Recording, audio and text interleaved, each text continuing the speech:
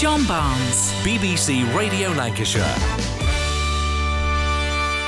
Hello, good morning. Yes, it is John Barnes here at BBC Radio Lancashire until 10 o'clock. All the morning's news, weather, traffic, information and great music. I'm joined for the next hour by my presenter's friend. This morning it's Tim Cooke. Tim, good morning. Good morning, John. How are you doing? Season's greetings, sir. Season's greetings to you. For those who don't know who you are, just tell us who you are. Well, I'm one half of Chonkin Fettle, the Wigan folky duo with my mate Lace.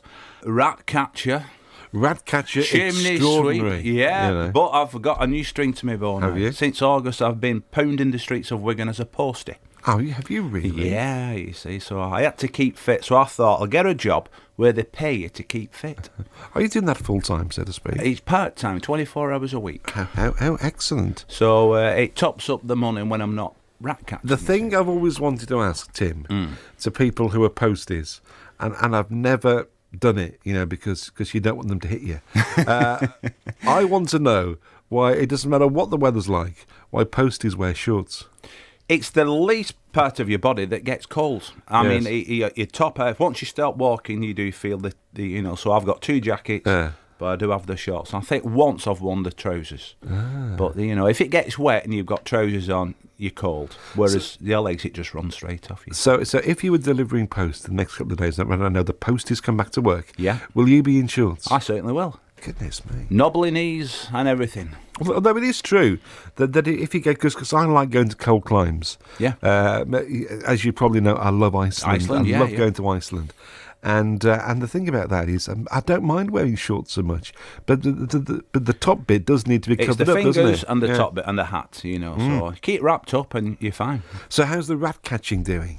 The rat catching's going all right, but I will be slowly wrapping that up, sort of a thing. Towards August, I'll be a retiree of the pest control. Because there's nothing better, Tim, than going down the canal in Wigan with you and catching a few. I was there yesterday walking the dog, and your eyes are always glancing over the other side where the amenity site was, but no, we didn't see any yesterday. Excellent. So Tim's with us for the next hour on BBC Radio Lancashire. The quiz question this morning, Tim, 0800 7833 583. That is the number. John in Blackburn asked, which member of Fleetwood Mac was born in Lancashire? No, don't answer. Don't answer. Don't answer. Okay, I was about to. I thought you were firing there at me then. Don't answer because that's what we're asking the dear listeners. 0800 7833 583. If you can tell me, and you will need to ask the next question.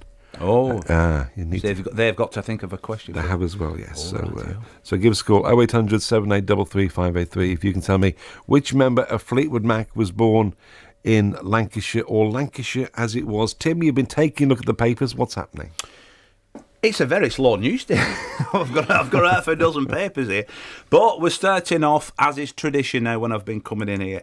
Goodbye, it was great to know you. It's the obituaries of some of the celebs that we have lost in 2018. And we haven't lost that many this year, have we? Because 2016 was the one where it was almost every day. Horrendous year. George Michael on Christmas Day then, and David Bowie at the beginning of the year. But it's still sad, and you still get some big names. I mean, this year, Stephen Hawking, Ken Dodd. The legend that was Ken Dodd. I went to see him once at Standish High School, and I got out at 1:30 in the morning. Yes. Yeah, no, it was legendary that you got out. I interviewed him, and I didn't think he was ever going to stop. And he said, Ken, he was a one-off. Yeah. They brought them all with Ken. Leslie Grantham, Burt Reynolds, Aretha Franklin, the greatest voice ever. And a lady here, 101, a pioneering female aviator and Spitfire pilot, Mary Ellis. I've saw quite a few documentaries with that lady, and the good and the great, and the voice of my childhood growing up, Richard Baker, a fellow BBC colleague. Mary Mungo and Midge. I remember that growing up. All the greats that we've lost this year. Yes, there we go. That's that one. Now then, something a bit more topical now. Everyone's done the Christmas shopping, and I went. And I forgot to take my plastic bags. So they're now doubling the price. It's going up from 5 pence to 10 pence.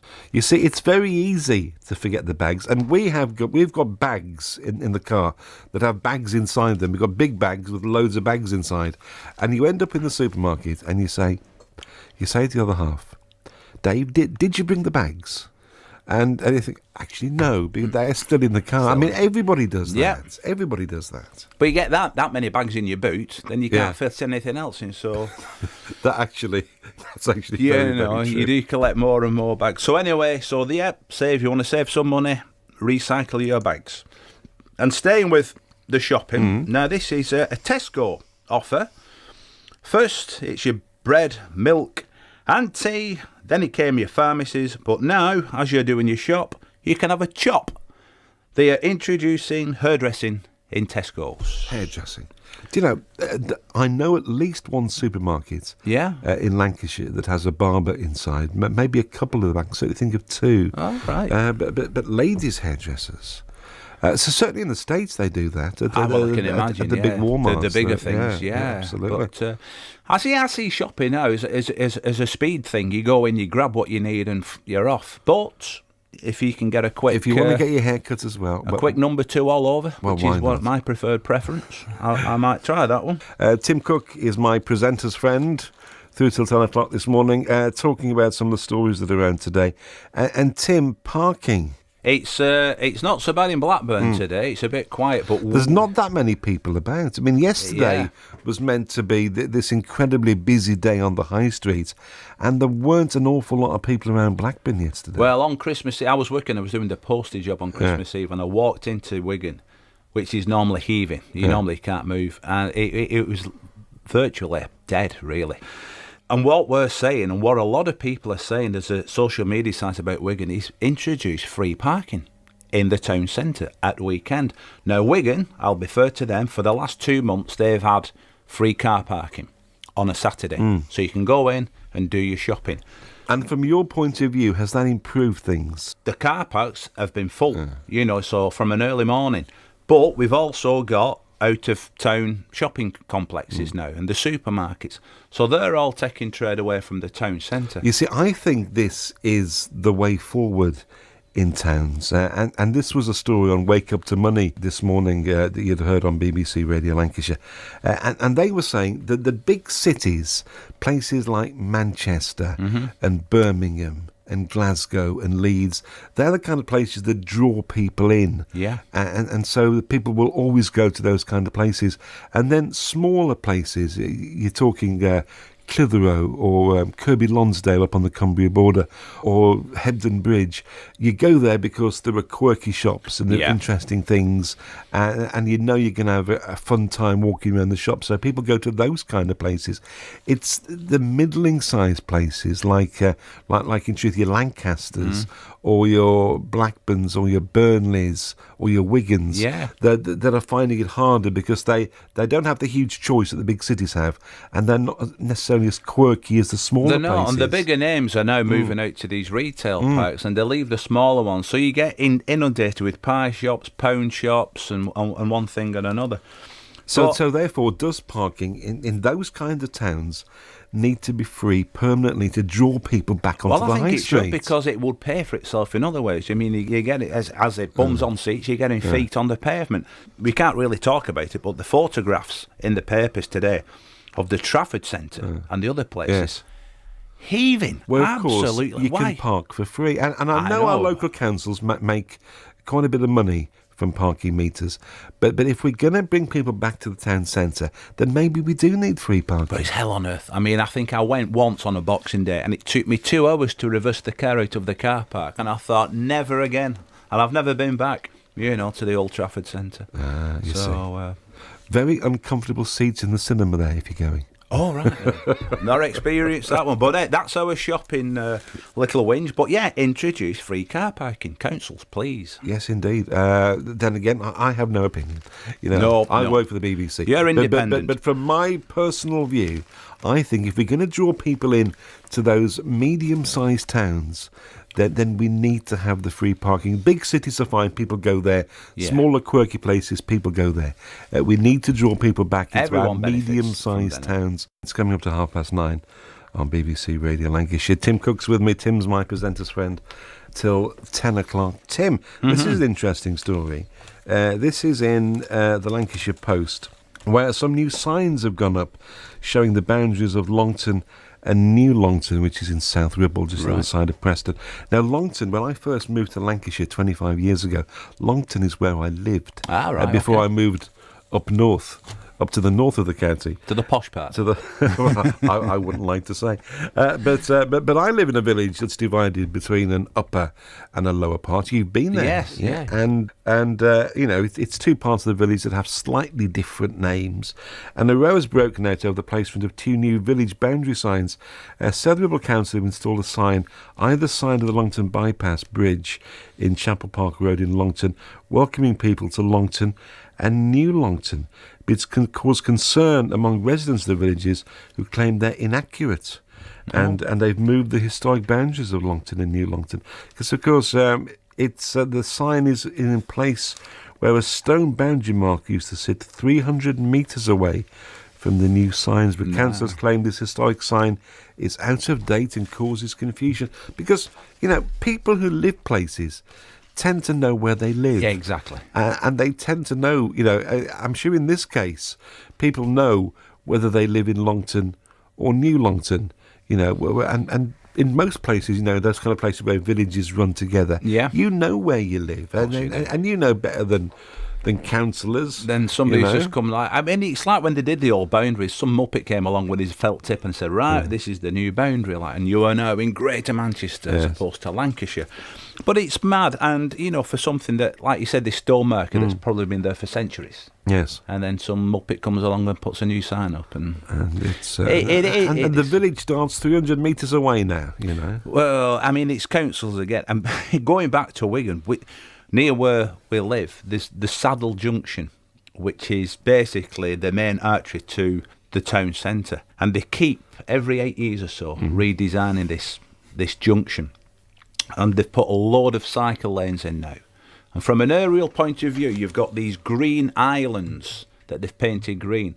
It looks like a crazy golf course. So much so, some local loons went down with some pitch and putt gear and filmed themselves playing crazy golf on this main Saddle Junction now. That's crazy. This story in the LEP says that a New Longton news agent, Tony Scott, said many customers have mentioned the new signs to him.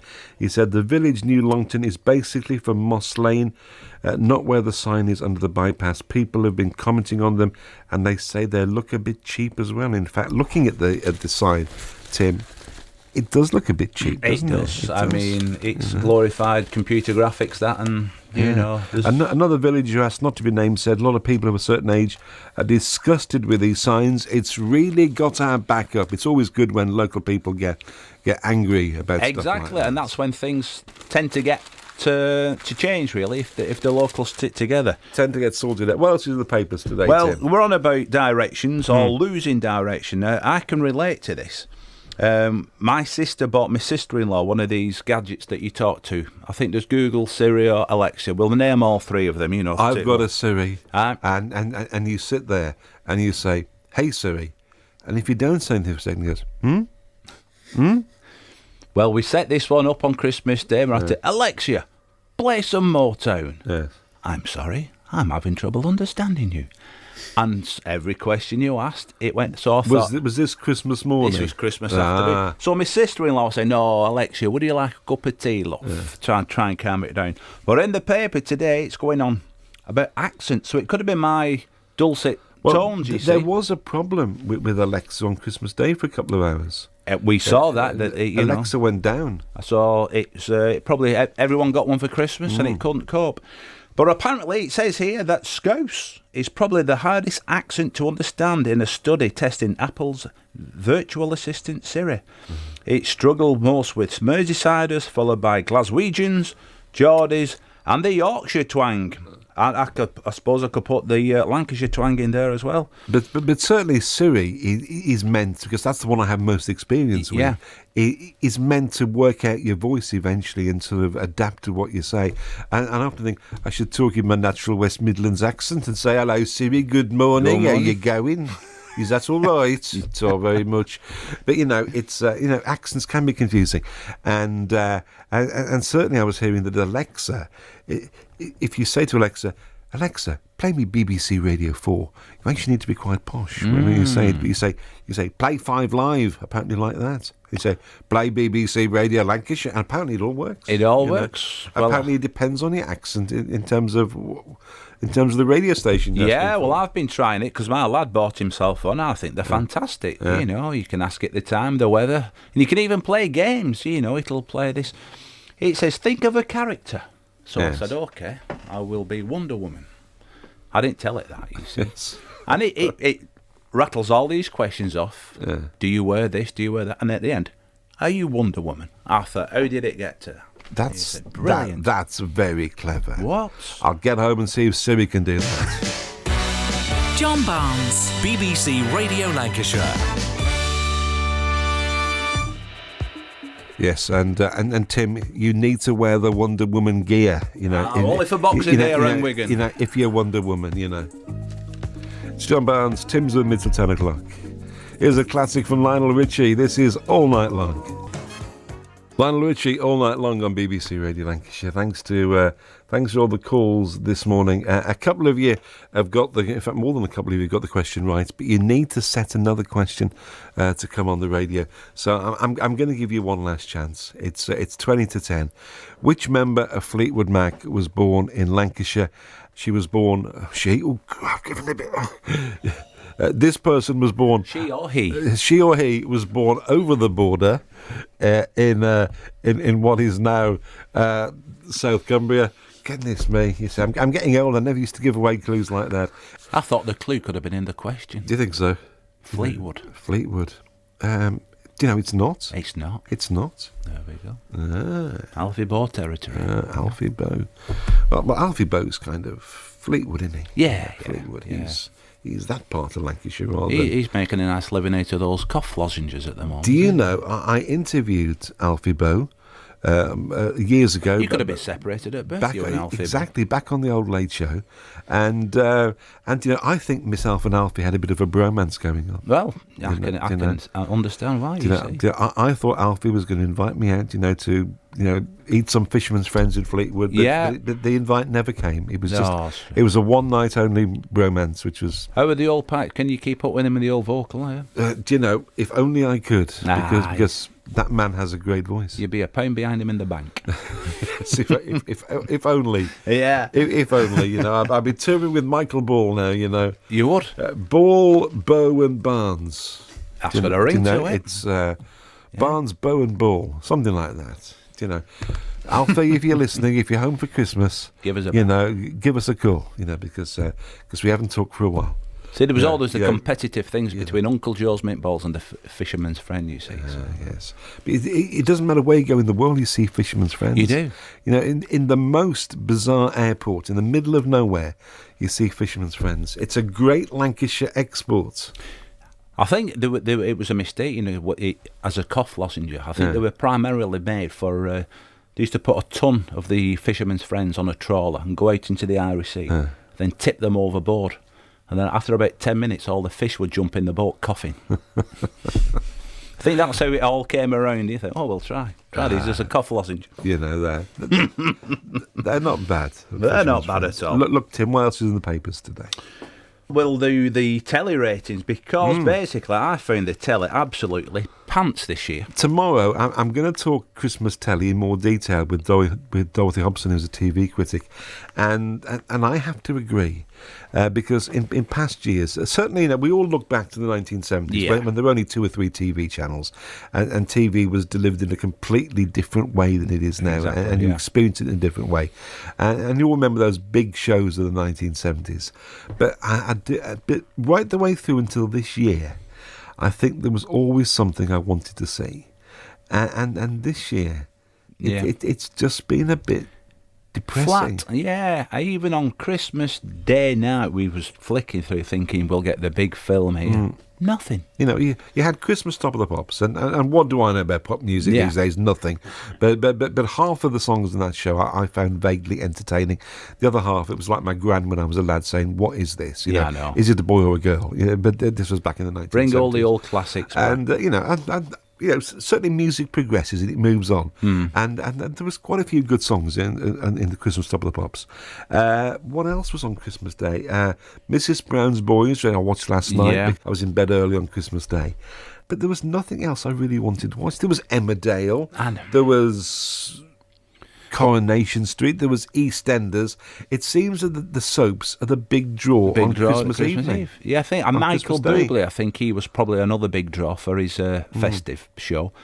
But other than that, I mean, you've got the gold channels where you can watch your Fools and Horses and your But this is how Two Ronnies. TV's changed, Tim, because people don't have 3 channels that they have to watch to get their entertainment. There's hundreds and hundreds of TV channels. So you want a Christmas movie, hit to Netflix or whatever, and you find it that way. But I think it's disappointing that we're missing out on the shared experience that we used to have. Yeah. The big shows that we all watched and we all talked about.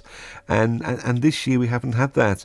And the BBC did have a policy over recent years to bring back a classic comedy show and do a Christmas special. Yeah, big production. And that would have been good this year. I mean, they used to get 12, 15 million, if not more, in the back in the day. But as we say, TV delivery has changed. And there's different ways of getting it. You don't have to watch it live as it happens these days. It's John Barnes at BBC Radio Lancashire, 13 minutes to 10 now.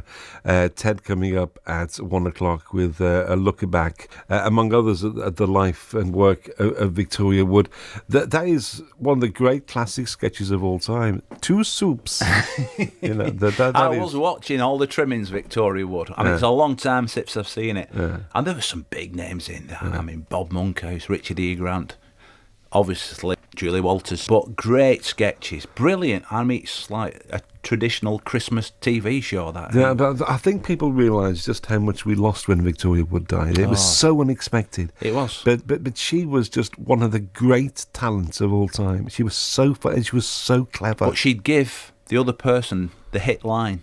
She would take a back seat and let somebody else have the laughs, but it just worked absolutely. Julie Walters in Dinner Ladies is one of the most extraordinary comic creations of all time. Yeah, it's just fantastic. What else is in the papers, Tim? Well, we'll just go on with that. The viewings, and it looks like the Queen. Obviously, she hit the top. Apparently, the Queen was the highest-rated show this year. 6.3 million. That's extraordinary. As she sat in front of a gold piano. Yes, that caused some controversy on social media. When talking about poverty, and you're thinking, you see, Tim, and I'm not the biggest royalist in the world, but the thing is, she's a 92-year-old woman who turns up and does all this stuff around the country.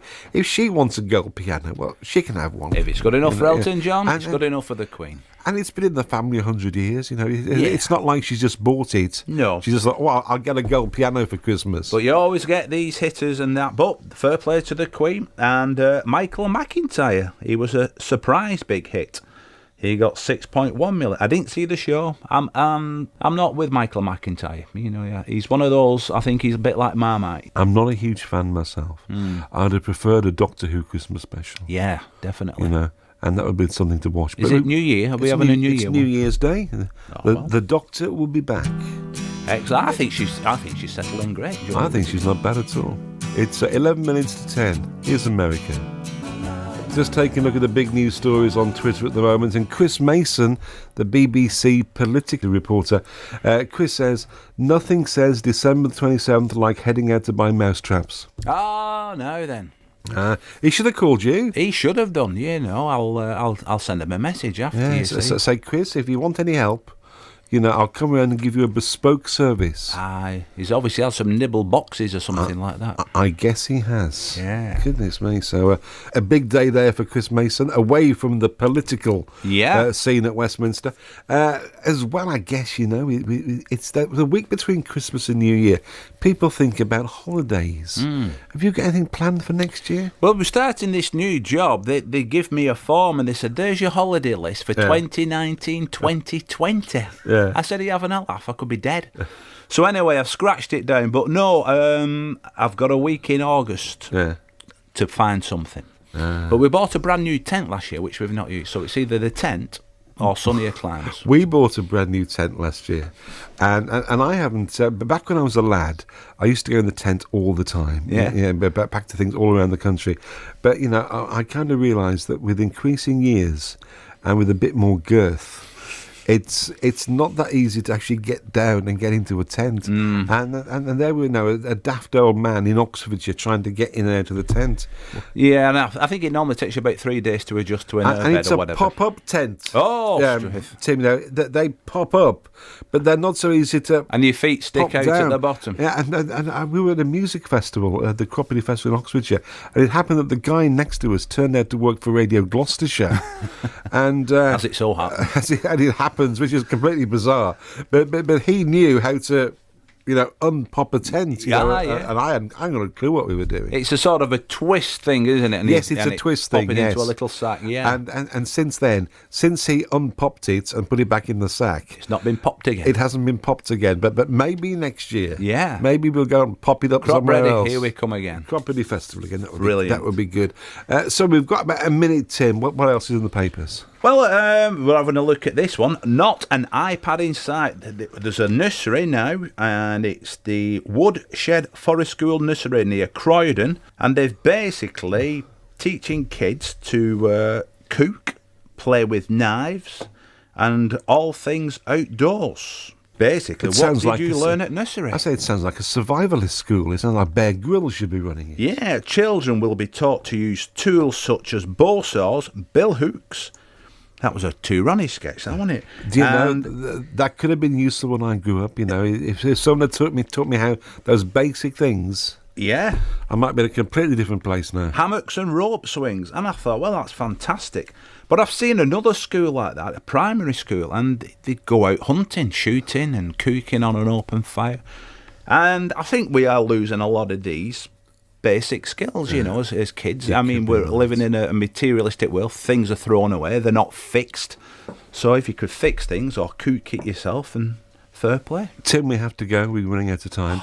That's soon gone, John. Yeah, absolutely. Have a fantastic New Year. And the same to you, sir. I'm going to go on holiday on the 2nd of January because I finally have a week off after working all over Christmas. Well, enjoy your holidays. Did you want to say hello to someone? I do. I've got a good mate of mine, Ian the plumber, and he's got engaged to Trev. Or Tracy. I do apologise. So Ian and Tracy, congratulations. I'm sure Trev's disappointed. She might not be. She might not be. It's a little in-joke between us, that one. So congratulations, guys. Tim, great to see you. Cheers, John. Tomorrow morning back at breakfast to Claire Mooney is my presenter's friend tomorrow between 9 and 10.